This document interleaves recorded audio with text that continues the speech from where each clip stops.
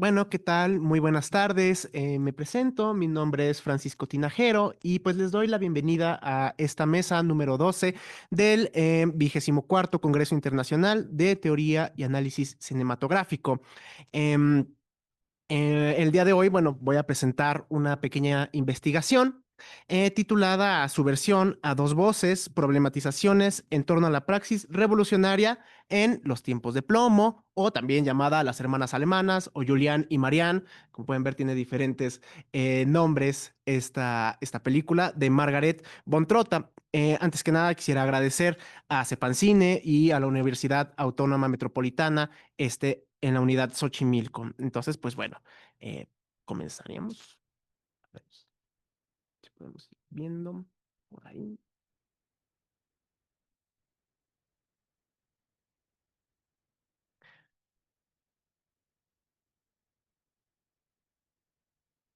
Bueno, un poco en lo que va abriendo nuestra presentación, les cuento que, como les comentaba, vamos a abordar esta película que se llama Los tiempos de plomo, o mejor conocida como Las Hermanas Alemanas, una película de Margaret von Trotta desde una perspectiva política. Entonces, pues bueno, ahí tenemos un poco la presentación. Pueden pasar a la siguiente diapositiva, por favor. Ahí está. Bueno, un poco, ¿qué es lo que vamos a estar haciendo? Pues bueno, la presente investigación consiste en explorar las diferentes vías de prácticas revolucionarias encabezadas por mujeres durante la segunda mitad de la década de 1960, particularmente 67, 68, 69, en la República Federal Alemana. Pero no solamente vamos a, digamos, exponer o explorar estas vías revolucionarias, sino también problematizarlas, complejizarlas. De manera que, bueno, para esto lo que vamos a hacer es tomar como objeto de estudio la relación entre estas dos hermanas. Entonces, bueno, ese es un poco lo que vamos a hacer. El método que utilizaré para cumplir estos objetivos, pues bueno, consta del análisis componencial de la puesta en escena, particularmente de las secuencias, o bueno, en este caso de la secuencia por el tiempo, que se llevan a cabo en ciertas conversaciones y diálogos que tiene una hermana con otra al interior de la prisión. Con especial énfasis en los diálogos y los movimientos de las actrices, es decir, la relación que guardan las actrices con un poco la cámara. Entonces, bueno, ambas hermanas representan una vía de acción revolucionaria, por lo cual, pues bueno, los diálogos de cada una serán tomados como ejemplo para problematizar la praxis subalterna. Por un lado, tenemos a Julian, que es protagonizada por Jutta Lamp, una actriz muy importante del nuevo cine alemán. Y por otro lado, tenemos, bueno, a Julian, que funge el papel de una intelectual crítica, cuya labor, pues bueno, se compone de liderar un periódico feminista. Por otro lado, tenemos a Marianne, la hermana menor, interpretada por Bárbara Zukova, también una actriz bastante importante del nuevo cine alemán. Ella, pues bueno, forma parte de ciertos grupos de acción directa con procedimientos que son más cercanos a las guerrillas, con, digamos, grupos más cercanos a prácticas de acción directa, ¿no? Como la confrontación directa con el Estado o la colocación de bombas. Entonces, pues bueno, esta situación familiar sirve como alegoría de los debates políticos entre, digamos, estas perspectivas teóricas, prácticas revolucionarias de Occidente. Entonces, pues bueno, de esa manera el objetivo principal de nuestro trabajo, pues bueno, reside en contraponer ambas formas de acción de los sujetos revolucionarios femeninos en aras de construir un discurso crítico que destaque los aciertos y limitaciones de cada una, que fue lo que comentábamos hace un momento. No solo exponerlas, sino ver, ponerlos, digamos, en una balanza ciertas prácticas, ¿no? ¿Y cómo lo vamos a hacer? Pues viendo qué estrategias, particularmente cinematográficas, usa Margaret von Trotta. La siguiente, por favor. A mí me parece muy importante que comencemos también comentando un breve esbozo biográfico de esta cineasta, que bueno, como podemos ver, pues perteneció al nuevo cine alemán y a veces pues no se menciona o no se mete su nombre dentro de este gran movimiento cinematográfico que recordaremos estuvo Fassbinder, Wim Wenders, ¿no? Alexander Kluge, etcétera, y a veces se deja un poco de lado a Margaret von Trotta. Entonces, bueno, un poco su revisión biográfica, muy breve. Pues bueno, nació en Berlín en 1942. Y pues bueno, le tocó sortear ciertas circunstancias bastante adversas en su infancia, porque bueno, pues el padre, bueno, su padre pues no se hizo cargo y le tocó, digamos, a su madre criarla pues de manera pues sola, ¿no? Entonces pues eso fue bastante complicado en términos económicos, en términos emocionales, etcétera. Y esto pues a Margaret von Trotta la marcó. ¿No? Y lo podemos ver más tarde en sus películas en las que, bueno, las mujeres, digamos, pues lideran ciertos movimientos, ciertas estrategias, ciertas cosas, ¿no? Entonces, esa situación sí que la marcó. También tuvo otro evento muy, pues, muy importante en su vida, que ya para los 50 se fue a París y conoció, pues, el cine de Ingmar Bergman. Una cuestión que, bueno, para ella fue trascendental, ¿no? Ya para los 60, como podemos ver, es que ingresa o entra ya de lleno al nuevo cine alemán, ¿no? Que podemos más o menos encasillarlo entre los 60 y los 80, ¿no? Como comentábamos hace un momento. Entonces, pues bueno, ella regresa a Alemania en los 60 y comienza a estudiar teatro en Múnich y pues a presentarse en obras teatrales ya en Stuttgart. Comenzó en esa misma década ya a trabajar como actriz en el nuevo cine alemán, con Fassbinder, con Alexander Kluge y con Schlondorf, Volker Schlondorf.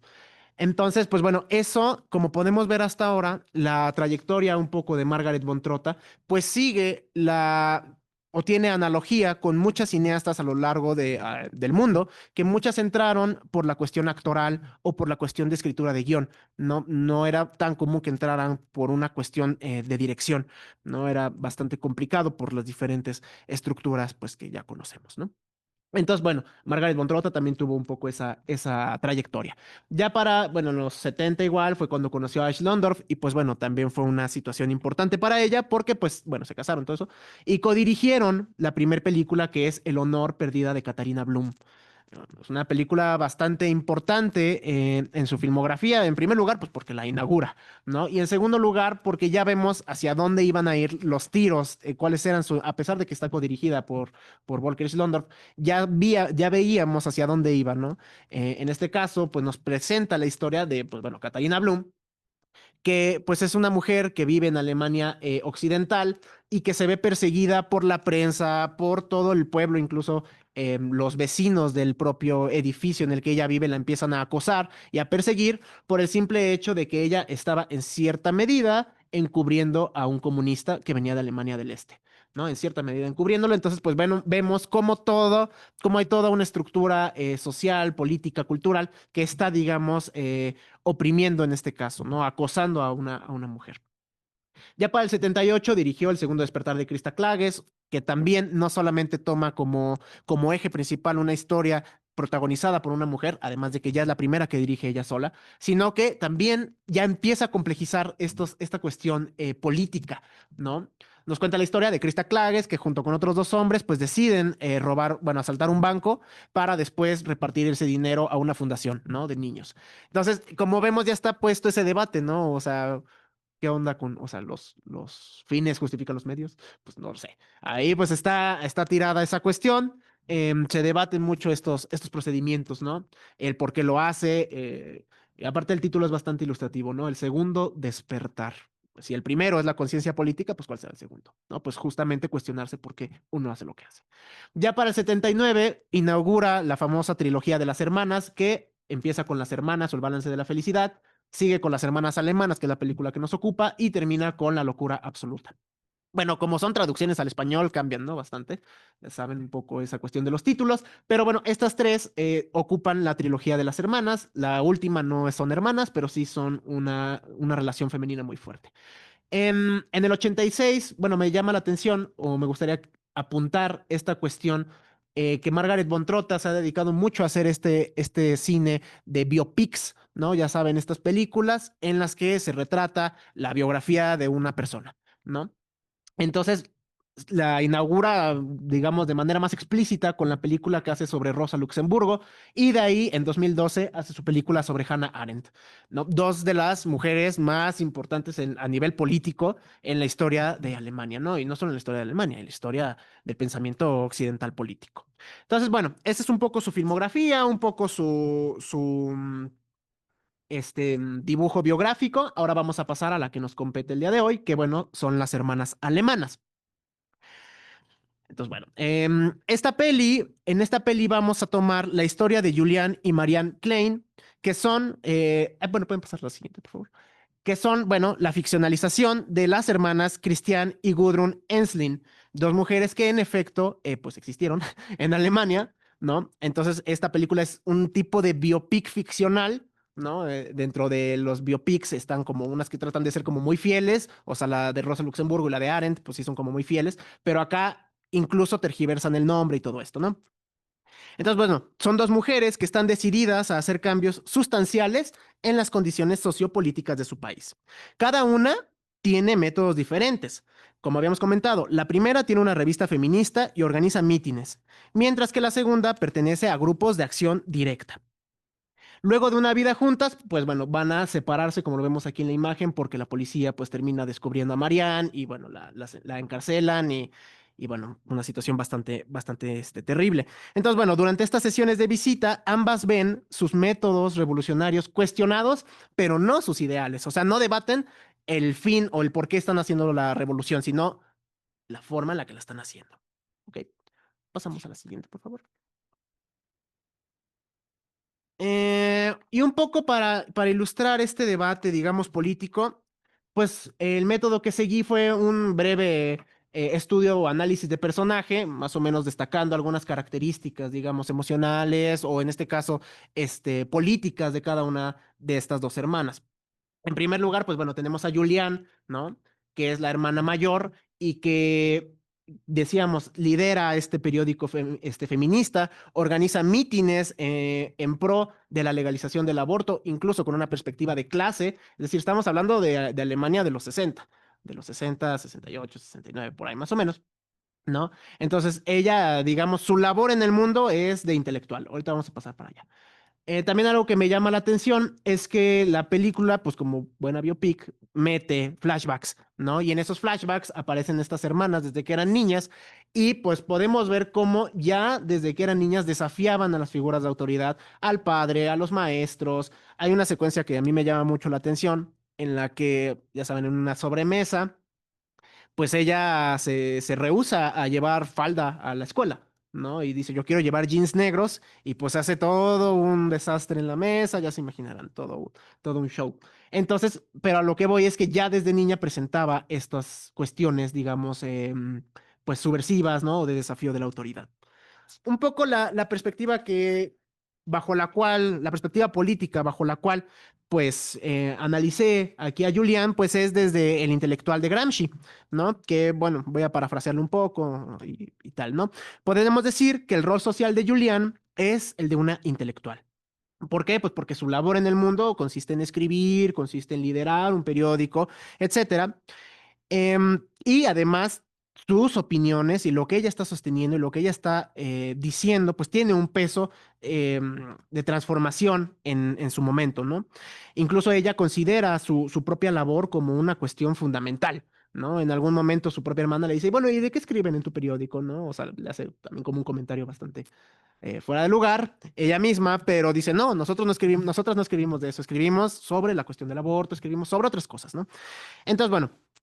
Eh, en términos de Gramsci, pues sería una intelectual revolucionaria, ¿no? Recordemos que Gramsci nos dice, bueno, no todos los intelectuales son revolucionarios, ¿no? El propio capitalismo produce intelectuales para que hagan las máquinas, cosas así, ¿no? Entonces, bueno, ella es una intelectual, pero particularmente revolucionaria. Nos dice Gramsci, bueno, los intelectuales revolucionarios tienen que estar en una renovación perpetua del mundo físico y social, es decir, lo están cuestionando constantemente y tienen no solo que estarlo cuestionando, sino proponer un nuevo mundo, una nueva concepción, ¿no? Nuevos ideales a seguir. Entonces, en ese sentido es que Julián es una intelectual, pues crítica. En la siguiente, por favor. Por el contrario, la hermana, Marianne, pues no es una intelectual, ¿no? Ella es más bien a la praxis, ¿no? Y en eso consiste el debate central de la película, ¿no? La praxis contra la teoría y praxis. En qué punto se contraponen, en qué punto está bien, etcétera. En eso consiste el meollo argumental. Entonces, bueno, Marianne y las exigencias prácticas, tenemos que, bueno, es un personaje que tiene el compromiso político sobre cualquier otro ámbito de la vida, sobre el ámbito familiar, sobre el ámbito económico, perdón, sobre cualquier otro ámbito. Ella le da ese gran valor a la acción política directa, ¿no? En estos flashbacks que comentaba hace un momento, vemos que también ella desde niña tiene esa urgencia espiritual, casi casi le tuve que poner así porque no sé cómo describirlo, ¿no? Pero es cuando ves algo y te entran, o sea, unas ganas infinitas de hacer algo, ¿no? Entonces es una urgencia casi espiritual que tiene desde niña por cambiar las cosas a las que están ocurriendo, ¿no? De hecho, hay una secuencia muy importante en la que a estas dos hermanas les proyectan un documental sobre los nazis. Entonces, bueno, las destruye completamente y eso es como un punto de quiebre, ¿no? Para quienes van a ser en un futuro, ¿no? Entonces, bueno, inmediatamente nos remite un poco la figura de Marianne a la figura de Emma Goldman, ¿no? Que nos decía, bueno, eh, pues hay que oponerse a la autoridad en la tienda, a la autoridad en la ley, a la autoridad invasiva de nuestro código moral, etcétera. Y una cosa que nos dice Goldman es la revolución es el pensamiento llevado a la acción. Y es algo que le va a estar diciendo Marianne todo el tiempo, bueno, no con esas palabras, pero sí muy similares, todo el tiempo se lo va a estar diciendo a su hermana. No le va a decir, es que ustedes nada más escriben y escriben y escriben y nosotros estamos actuando de forma directa. Entonces, bueno, es uno de los debates que quedan ahí. Ahora, eh, puse una secuencia en la que es una de estas visitas a la cárcel y tienen uno de estos debates. Entonces, pues bueno, vamos a verla. Es una secuencia cortita, dura como 2 minutos. Ajá, pero si no, viene subtitulado. O sea,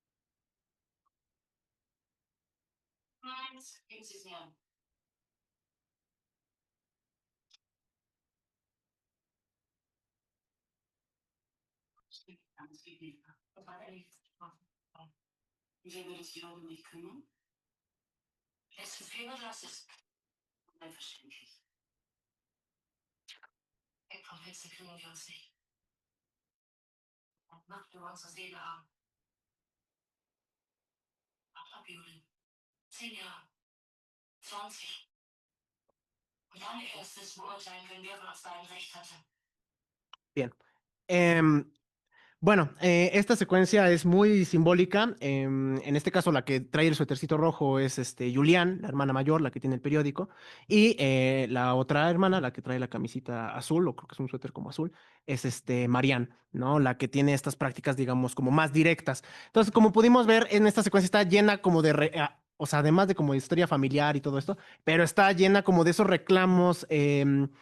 Pues políticos de una a la otra, ¿no?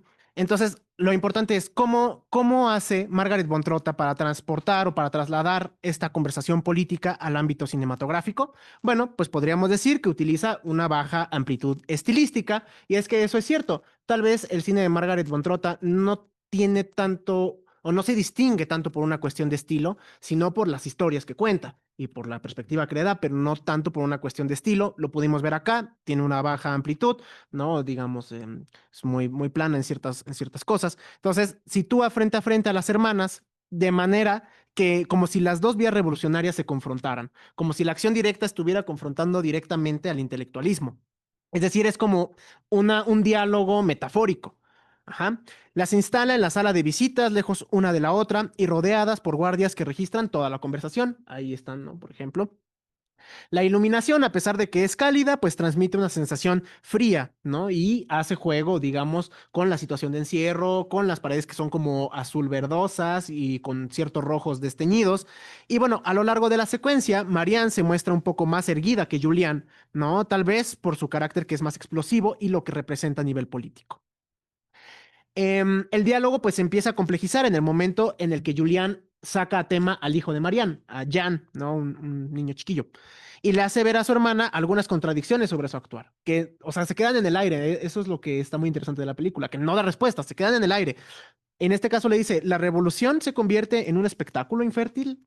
Es lo que, bueno, no lo dice así, pero le dice, ¿por qué optas por esa vida? Y, o sea, que es tan espectacular. A mí me llama mucho la atención que le dice así, espectáculo.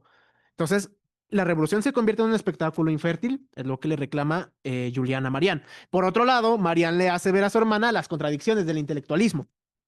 El intelectualismo no es otra forma de pactar con el Estado, dado que pues, pues implica una posición cómoda y lo que sea, ¿no? Entonces quedan un poco esas preguntas en el aire. em, y creo que para concluir, lo que podemos decir es que en este diálogo crítico, es en este diálogo crítico que pone Bontrota, en el que se construyen las vías de acción directa, unas en las que, en las que lo que se busca primordialmente pues es ayudar a la gente, ¿no? Particularmente en este caso pues a las mujeres. Preocupación principal de ambas hermanas que las une en una sonrisa de complicidad, ¿no? Cuando avienta el pañuelo, una a la otra se sonríe, ¿no? Porque está, o sea, sí estamos, o sea, las dos representamos diferentes vías, pero estamos ahora sí que hermanadas en lo mismo, ¿no? Que es el repudio a las autoridades, ¿no? Las hermanas en una sonrisa de complicidad por la desobediencia, ¿no? En las hermanas alemanas, Margaret von Trotta ilustra los diferentes caminos de manifestación de la disconformidad femenina con respecto a las condiciones estructurales de la violencia económica y de género. Y lo hace a través del enfrentamiento, o sea, literalmente poner una frente a la otra, entre dos hermanas en intensos diálogos al interior de la prisión, en los que cada una expone los aciertos y errores de sus praxis revolucionarias. Aunque la directora se inclina más hacia una perspectiva que a otra, bueno, no voy a dar spoilers, pero pues hacia el final vamos a saber hacia cuál se va a inclinar. Aunque se inclina hacia una más que a otra, no las condena ni las estigmatiza, sino que haya en este diálogo crítico el espacio idóneo para actuar. Un espacio que se caracteriza por el amor y el respeto hacia el otro.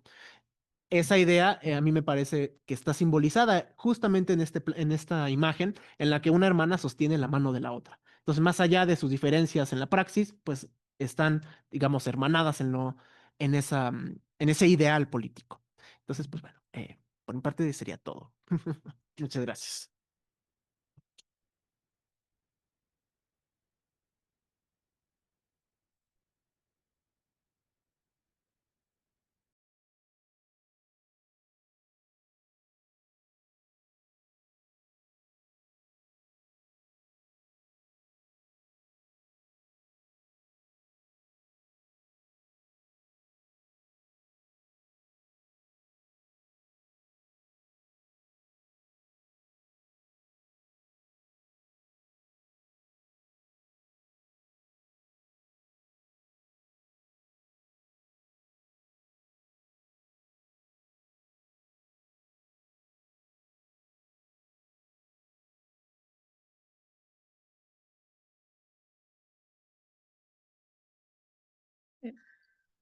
Buenas tardes. Eh, ¿Me escuchan? Ok. Muchas gracias por su participación. Es muy interesante esta postura del encuentro de la teoría con la revolución e incluso esta unión de la praxis revolucionaria sostenida por una teoría, que es un poquito también lo que podemos ver en esta imagen del final. Ahora vamos a continuar con la siguiente ponencia, que es por parte de una servidora, Jimena Díaz Santillán, y del doctor Romano Ponce Díaz. La ponencia lleva por título Telma, regeneración del mito. Y bueno, leo un poquito las semblanzas. La licenciada Jimena Díaz Santillán y el doctor Romano Ponce Díaz eh, pertenecen a la Facultad de Letras de la Universidad Michoacana y a la Facultad de Filosofía de la misma universidad. Ambos hemos trabajado temas de análisis cinematográfico e incluso de otras manifestaciones artísticas a través de la semiótica, que es lo que vamos a trabajar en esta presentación. Si me pueden ayudar a proyectarla, de favor.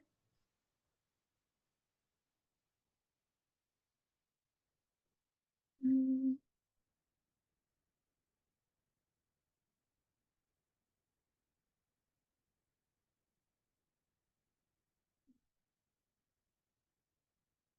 compartimos. Sí.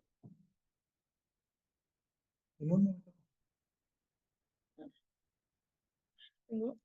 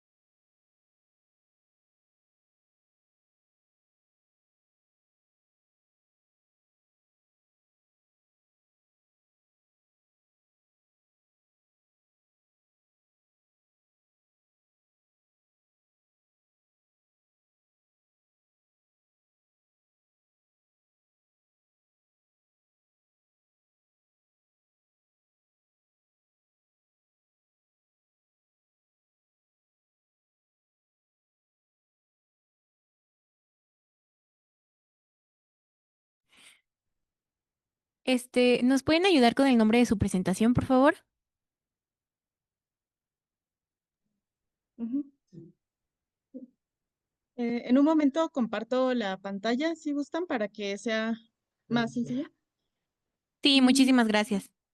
No lo encuentro. Ah, es que no lo veo.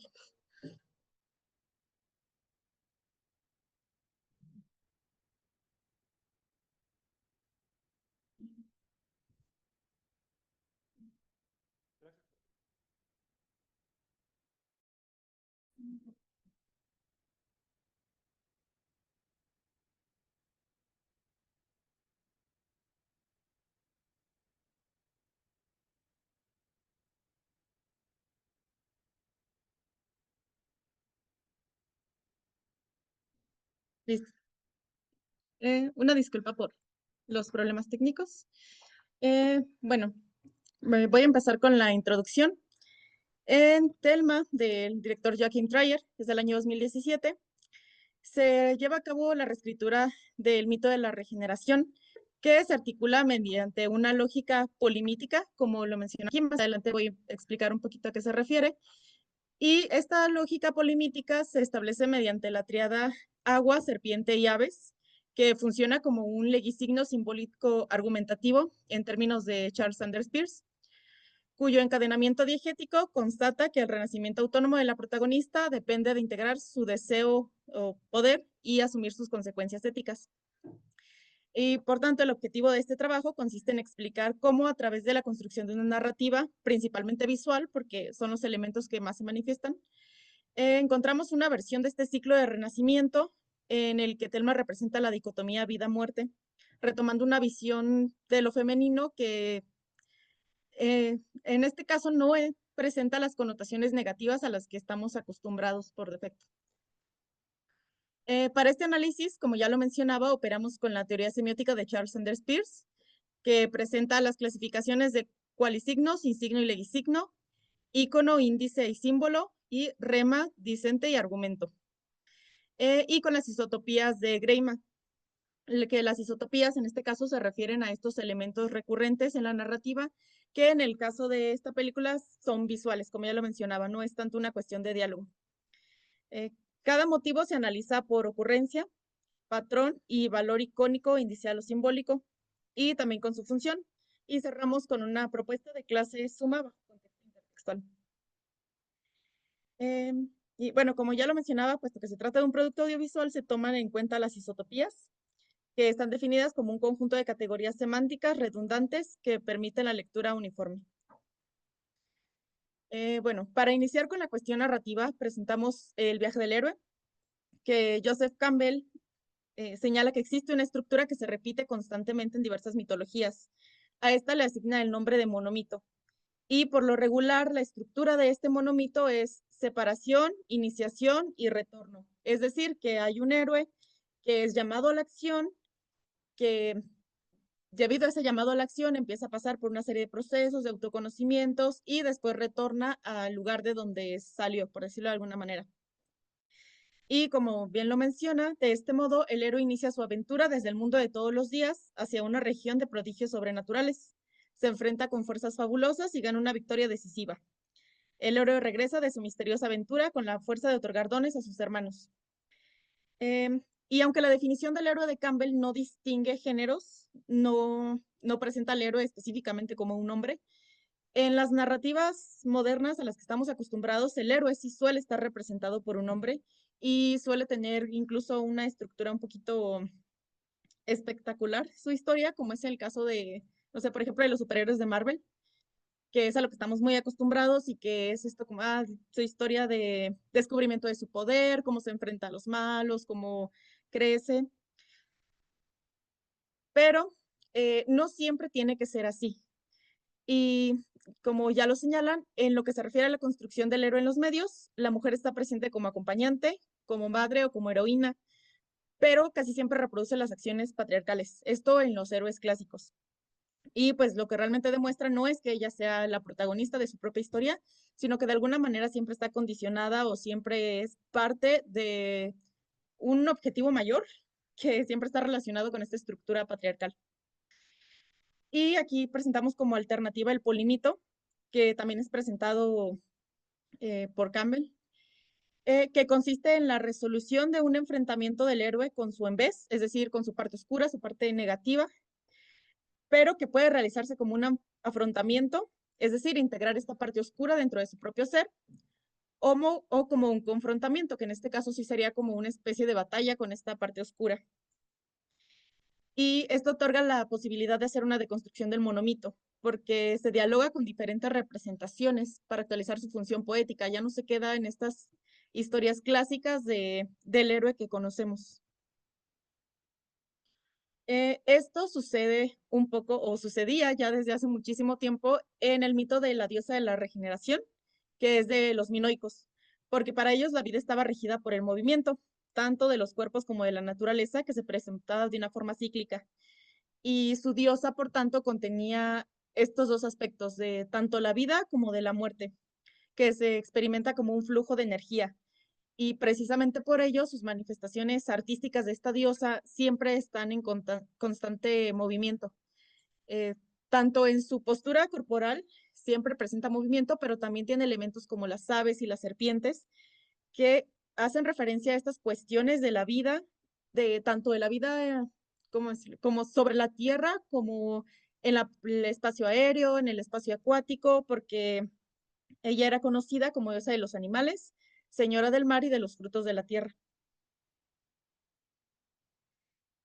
Eh, bueno, estos diversos aspectos de la diosa también se pueden relacionar con el arquetipo del ánima de Carl Jung, porque él relacionaba el ánima con los aspectos tanto positivos como negativos de la vida, pero en sí el ánima es aquello que impulsa al movimiento, a la vida, al hacer las cosas, pero para poder integrar del todo este arquetipo es necesario enfrentarse con esta parte oscura que está en todos nosotros, de alguna manera como profundizar en este inconsciente para integrarla en nuestro ser y de esta manera tener como esa superación, esa unión de los aspectos positivos y negativos.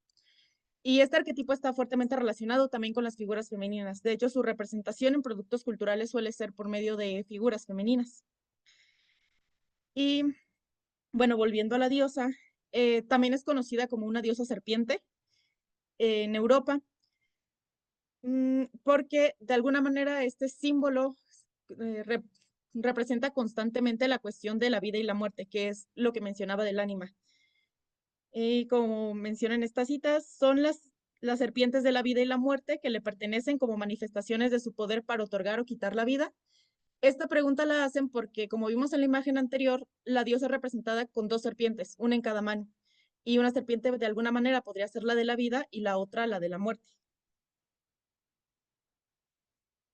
Bueno, y ahora sí, en Telma, se narra la historia de un personaje que también se llama Telma, que es una joven de una familia cristiana que se aleja de casa para estudiar en la universidad. Aquí ya tenemos la primera parte de la estructura del mito, esa separación. Una vez que está ahí, descubre que tiene una condición que en este caso se presenta como una especie de enfermedad, después se descubre que es un poder. Y esta lleva a Telma a cuestionar sus creencias cristianas, pero también el control familiar que había sobre ella y especialmente el control de su padre, que aquí no lo menciono como tal, pero que también se puede relacionar con el gran otro de Lacan, porque pues él es de alguna manera la figura de autoridad que está reprimiendo sus deseos y que le impide tener esta confrontación con su parte oscura. Y bueno, Telma no es el héroe convencional, en primer lugar porque no es hombre, pero también porque su viaje constituye un renacimiento de sí misma. No es solamente una cuestión de, como de un superhéroe, de voy a usar este poder para hacer esto y ya, sino que tiene que enfrentarse consigo misma, tiene que hacer este viaje, este descenso a la oscuridad para poder integrar estas partes de ella.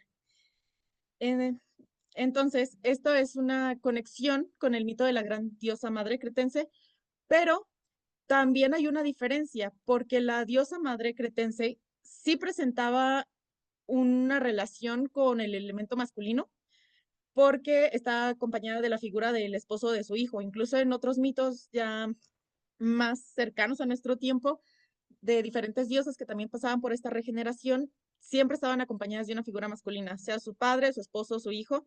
En este caso, Telma no tiene un esposo, no tiene un hijo, no tiene un interés romántico masculino y de hecho, pues aquí un poco spoiler, termina matando a su padre para librarse de ese control. Entonces aquí ya está haciendo una diferencia y por eso es por lo que podemos afirmar que se trata de un polimito. Eh, bueno, aquí tenemos la clasificación, explicación de los signos recurrentes, ya más desglosados con la clasificación de Charles Sanders Peirce.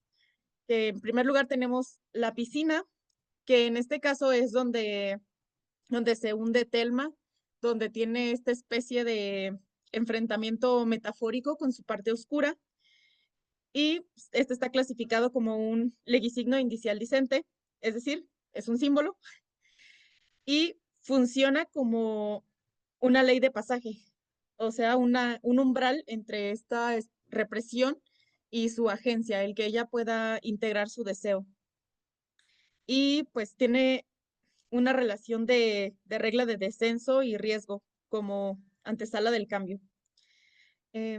Por cuestiones de tiempo no me voy a detener tanto en los diversos aspectos, pero sí podemos encontrar que los elementos recurrentes o las isotopías en la clasificación de Peirce están eh, dentro de la parte simbólica, es decir, que son una representación de estas cuestiones narrativas que nos van a guiar por la historia.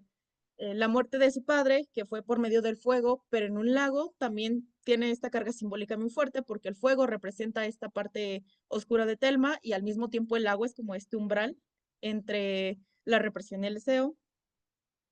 La serpiente, que se presenta de dos maneras. En una aparece en sus sueños, así simplemente sin una cuestión positiva o negativa.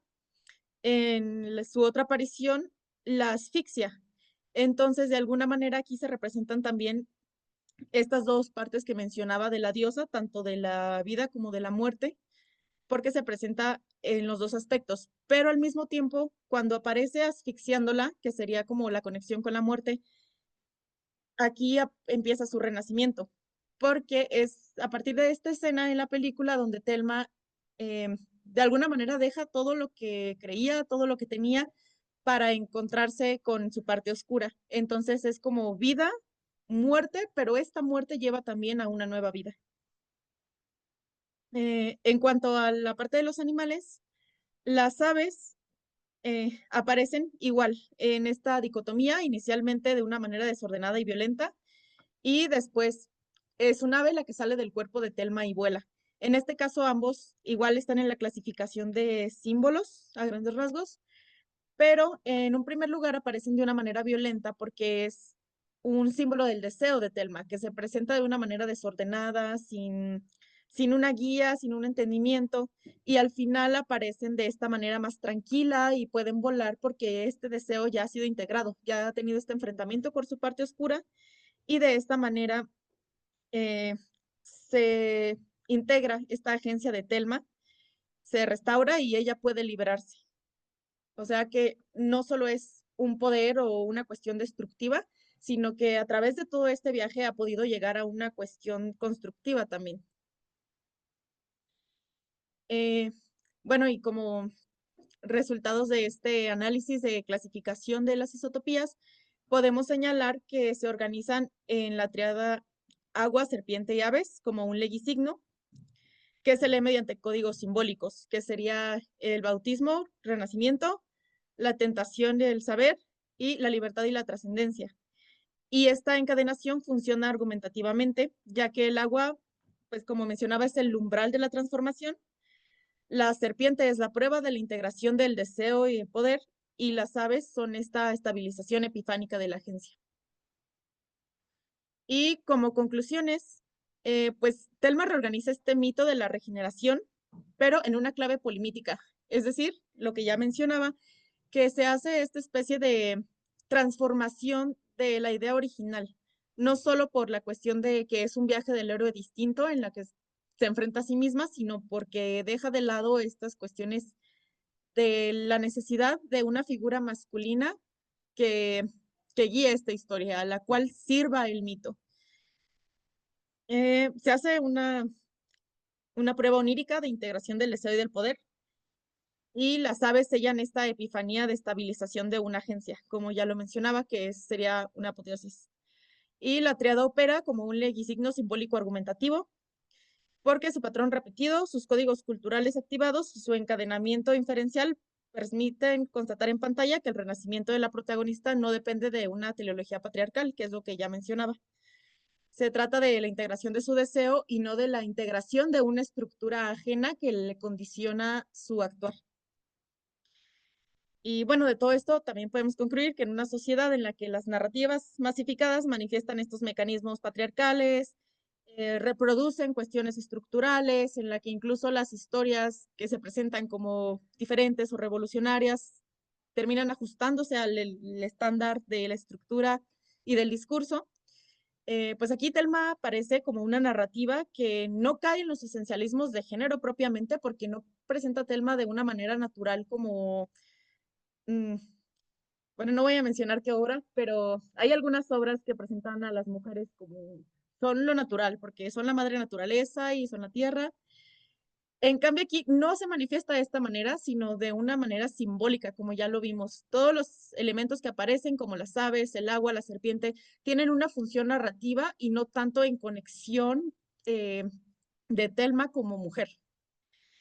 Y bueno, pero a pesar de esto, puede retomar los elementos presentes en la cultura y sus mitos para contar una historia en la que se revaloriza el papel de las mujeres en la sociedad, en la que se les muestra como seres humanos, pero también como otros elementos de la naturaleza. O sea, se aleja de esta concepción androcéntrica, pero también antropocéntrica, porque ya no nos estamos encontrando con una mujer que, no sé, que logra su independencia o que logra entender su poder, su deseo a través de, no sé, hacerse CEO de una empresa o a través de alguna otra cuestión que favorezca la estructura, sino que ella logra entenderse como una parte más de la naturaleza y entender su naturaleza también.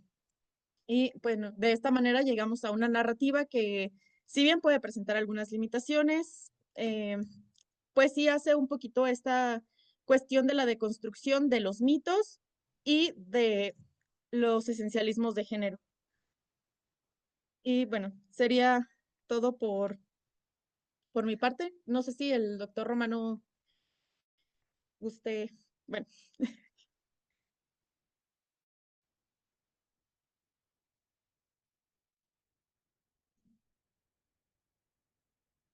no sé.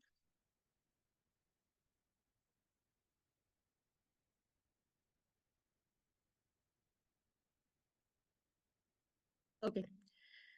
Bueno, entonces sería todo de mi parte por ahora. Entonces vamos a dar paso a una ronda de preguntas y respuestas. Igual aquí nos acompañan los alumnos de la licenciatura en Lengua y Literaturas Hispánicas de la Facultad de Letras de la Universidad Michoacana. Están en la clase de semiótica y están pues viendo cómo se aplican estos conocimientos semióticos al análisis de productos cinematográficos.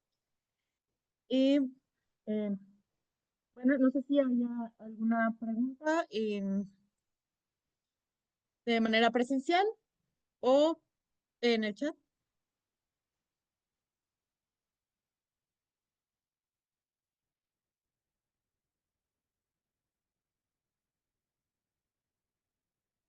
Sí, muy breve. Bueno, yo quisiera comentar que realmente me parece pues una aproximación pues bastante interesante y pues bien necesaria, ¿no? Que precisamente es darle la vuelta a ciertos mitos que pues han marcado la historia pues occidental o, o incluso más allá de la occidental, ¿no? También la historia americana, latinoamericana o africana o incluso asiática, darle la vuelta a esos mitos me parece pues una tarea bastante necesaria. ¿No? Y pues bueno, nada más pues felicitarlos por este gran trabajo.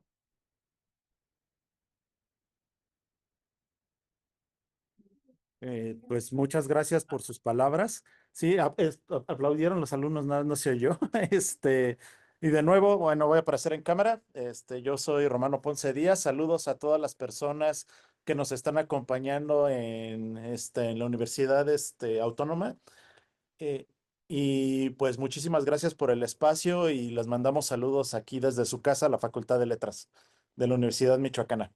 Y también felicito al profesor Francisco Javier por su ponencia que es bastante esclarecedora en la relación de la importancia del contexto sociocultural de producción de la obra en sí misma, que también es un aporte que tienen que contemplar tanto los estudiantes como todos los analistas, porque toda obra es producto de la circunstancia sociohistórica que le produce.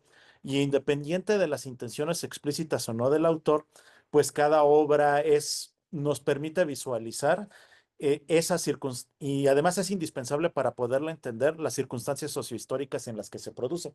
Sí, y eso es, y agradezco mucho el aporte del profesor Francisco Javier porque de manera muy puntual nos presenta la metodología a seguir justo para poder entender estas circunstancias sociohistóricas. Y de nuevo le felicito y muchas gracias por sus palabras y sé que se los agradecen también aquí los estudiantes de la Facultad de Letras. Bueno, muchas gracias, muchas gracias.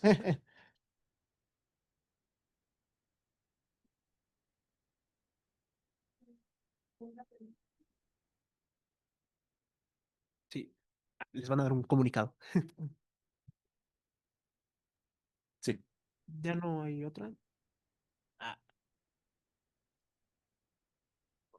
Si nadie más tiene alguna duda o algo, pues les daríamos como fin a esta, como a esta mesa, que es la mesa 12. Entonces, si ya no hay dudas del alumnado o por parte de algún otro docente, pues les agradecemos mucho estar aquí presentes con nosotros. Muchas gracias y de nuevo muchos saludos hasta allá. gracias igualmente. Bye. Bye bye.